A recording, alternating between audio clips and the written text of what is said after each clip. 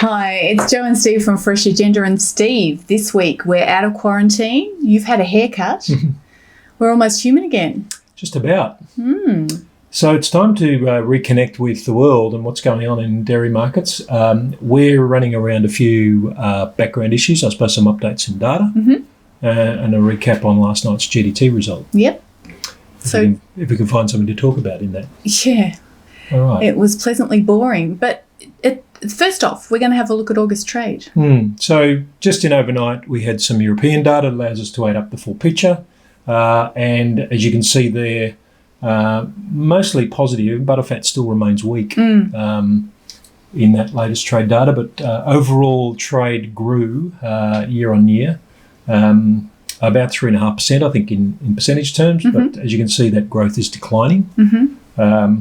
But it's the low month, so the lowest month of the year typically, and that's right. This year is no exception. So it'll be interesting to see where it rebounds from here, given that we had that really strong surge in Chinese trade for the last quarter last year, where we wind up. The powder trade is still quite strong year on year. I mean, I think it's the US that is doing the best in skim milk powder, but and in both powders, it's Southeast Asia and China that are pulling through. Cheese is up, but as you can see, the fat's there quite weak. In reverse. In amongst all that, the European data is still a bit muddled as it's coming out, but we have got a glimpse of what the UK has been doing, and UK imports are very vital right now, particularly for cheese. They are still down year on year. With Brexit talks stopping last week and restarting this week, and things are a bit more lovey-dovey between Boris and his counterparts, but just where this goes is going to be really interesting. I mean, it's down about 11% year on year in that graphic there. Yes. So if we see the talks fall off a cliff, there may be a late rush to pump some cheese into the supply chain. But then again, the UK market is probably going to be quite weak with severe lockdowns back in place in most areas. So that's a one to watch. And in the US, we had the domestic disappearance data come through, which was mostly negative in August. Hard to reconcile. I mean, cheese has been benefiting from strong retail demand. Food service had clambered back a bit, but as you can see, was pretty much level, which is dealing with most of the other cheese categories. That's right. But American cheese, well, down for the month, which is odd.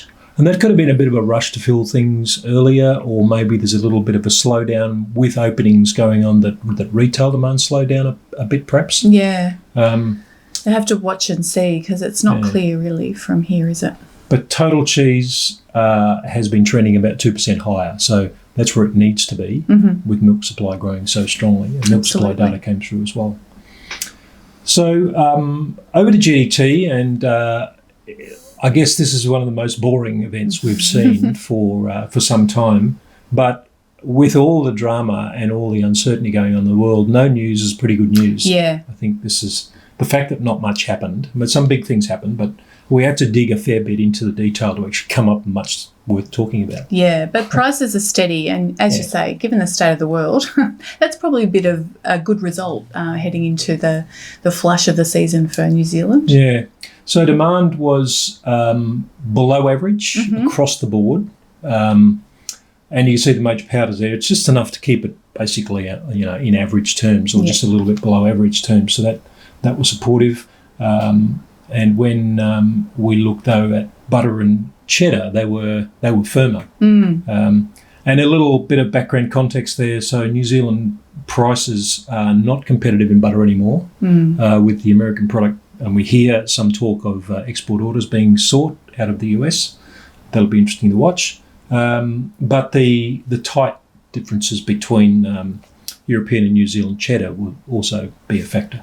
But enough to just carry it forward, and cheddar prices firmed, and the forward line looks positive.